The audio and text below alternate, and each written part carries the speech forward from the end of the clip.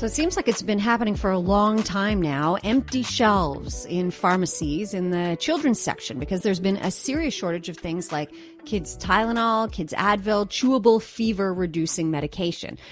So I know this makes parents very anxious, and I get that the first instinct may be to rush out and try to stock up, but panic buying is not the answer. We're about to find out. There are alternatives. MINA TADROUS is an assistant professor at the Leslie Dan Faculty of Pharmacy at the University of Toronto and joins us now. Hi, Ms. TADROUS. Thank you for your time. Hi, good afternoon. How are you? I'm so sorry, Mr. TADROUS. No, it's okay. First of all, could you begin by explaining to us, I feel like I said, we've been hearing about this for a long time, but I don't feel we understand why this situation exists. Why is there a shortage? What led to this? Yeah, so unfortunately, this is not a very uncommon thing that's happening within the drug space. I think this one's just hitting close to home for something that we commonly use, especially for any parents out there.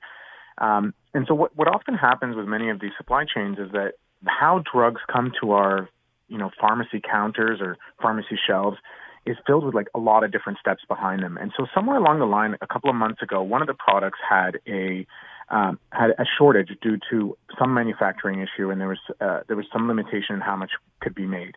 Now, what ends up happening in drug shortages is what often happens, and what we saw happen, is it starts to ripple through. It creates this sort of domino effect. And so as one product, we saw its amount dwindle off the shelves, people started moving to other versions of it and moved to other drugs, and that slowly increased the demand because the company wasn't planning to suddenly have double the sales or whatever it may end up have been. And so that slowly trickles through. And so what we start seeing is other products start to have short amounts.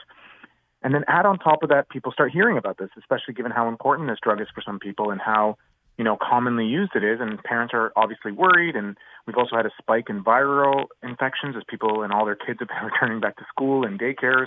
And so all of that has just really increased the demand. And so it's been hard for them to kind of dig out of that hole that kind of developed a few months ago. And we continue to kind of see that ongoing. So they simply just can't keep up with the demand. It sounds sort of almost like a perfect storm that led to this situation. Exactly. So there's multiple things that happen as you see this domino effect, people sort of stockpiling or getting it when they could get their hands on it. And I think that all of these things really don't help make it any better. Okay. And then, like I said, I think the immediate instinct is you hear there's a shortage of something. I mean, we all remember what happened with the toilet paper at the beginning of the pandemic. Everyone panics and goes to hoard it, and they buy as much as they possibly can. Let's help people curb that instinct, although I suspect for many it's already too late. But yeah. I've got 1.5 tablets left in my household for my 10-year-old because we just got over COVID a couple weeks ago. What should someone like me be doing instead of panic buying? Right. So I think a few important things to remember. One is that there is drug within the supply chain. So and just regular Tylenol is out there. There's lots of it. That's fine, especially when you think about tablets and capsules. It's these other formulations that we have less options of that's really important for smaller children, right? If you think about infant drops and the suspensions that are used for kids, there's not as many options as when you show up for tablets and things like that. So I think that's partially where one of the problems is. But there is some available now. So some pharmacists and pharmacies are basically keeping it behind the counter because similar to what happened with toilet paper, it's not the fact that they can't get it. It's that they only have a certain amount that they put on the shelves and then they reorder some. But the moment that someone sees an empty shelf, there's like a psychological sort of toilet paper roll syndrome, maybe we can call it after this pandemic, that people want to just purchase it. And what we heard if you remember in the pandemic, they were like, well, we got it in the back. We just couldn't get it out there fast enough because people just kept trying to grab it. So there is a shortage. There are less amounts in the supply chain, and because of all the various reasons we've chatted about. So I think what people can do is the following. One, I think, first of all, don't worry. If your kid happens to be sick, I think there's lots of other options. There's other treatments. There's other drugs that can be used. But if worst comes to worst, we also have powder that some pharmacies, compounding pharmacies, are actually able to make compounds for patients who readily need it. And so now that suspension only lasts for a week or two, so you can't just get it and have it just in case. And I think that's what's people have been used to, right? We had Tylenol, everyone has some in their cabinets. I have 2 small toddlers, so I do that as well. And I think we're just going to have to get comfortable for the next few months not being able to do that and not buying. I think many bottles just in case. And so Right. I think when your kids do get sick, there are options out there. There are other medications. And I think the first person you should be chatting with is your pharmacist, and they will be your best resource to navigating in your area and what options are available to you. I mean, it's such great advice. I mean, ask first. They might actually have some behind the counter. And then the other thing that you just said, Mr. Tadrous, which I found just to be so simple but so totally brilliant, was we have adult ones. So yes, you might have to crush it up and put it in some applesauce or some honey or something, but like we're not in a desperate situation where the medication is simply not available across the board. Yeah, exactly. We've had other drugs where they've been like much more critical, not that this isn't important to downplay it, but much more critical that have been in short supply and we didn't even have that option. Before people start, creating their own mini mortar and pestles like pharmacies in the back, talk to your pharmacist, make sure the dosing is right. We don't want people compounding it, but also pharmacies compound things all the time. We make creams, we make suspensions, we make capsules, and so that's a very common thing that some special pharmacies actually specialize in. So there's lots of options out there, and I think just talking to your pharmacist and also talking to your doctor, like in some scenarios, maybe the fever's not that high, or maybe you don't really actually need to use Tylenol at all. Yeah, maybe. And again, you don't need to, have 10 bottles of it on hand just in case.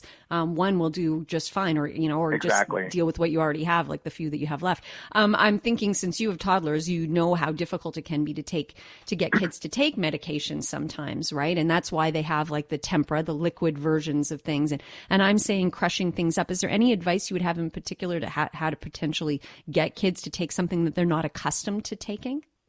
Yeah, well, I think I've had my own challenges, so I can't say that I have all the answers. But, I think mixing in with applesauce, making sure that the right amount. I think once children are used to certain flavors, like being able to navigate that.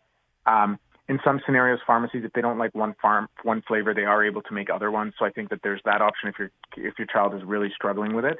And again, it depends on the age and the amount of dose that they're able to have. In many cases, mixing it in with their drink or their milk, or if they're really young, is a possibility as well. So I think there's just lots of great options, and there's lots of formulations out there that there's nothing really to worry about right now, and no reason to be banging on the pharmacy doors trying to get a bottle. Okay, I'll refrain from doing that then. I'm going to squeeze in two last quick questions for you, though. Should we, once this situation is regulated, well, that's my first question.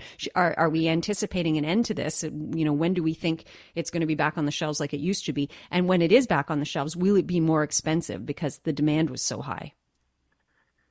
Yeah, so those are two really great questions. So generally, when drugs come back from shortages, I'll answer the second question first. We don't see a spike in price. The drug prices are relatively more stable than what we would, compared to our produce or our beef and pork that we see in the grocery store. So they don't move as quickly. I think generally what we, in some areas we sometimes see a slow trickle up, but it's not the same thing where suddenly prices will be randomly raised. And they're much more controlled than in other other pricing categories. Good to know. When can you see it? This is like, I don't have a crystal ball. I think generally what we find is that it takes a couple of months for shortages to abate. This one has become a little bit more challenging because of the attention. We also have an increase in seasonal demand that's increasing and going up and down. So, I think anyone who tries to predict it, just like lots of things, is going to be a challenge. But generally what we see with most shortages that happen, once the supply, once they're able to fix it and come back, it usually takes a month or two for things to get back to normal. Okay. I mean, this was just incredibly helpful. I really appreciate your time today. Thank you so much. Thanks for having me on. Have a great day. Take care. You too.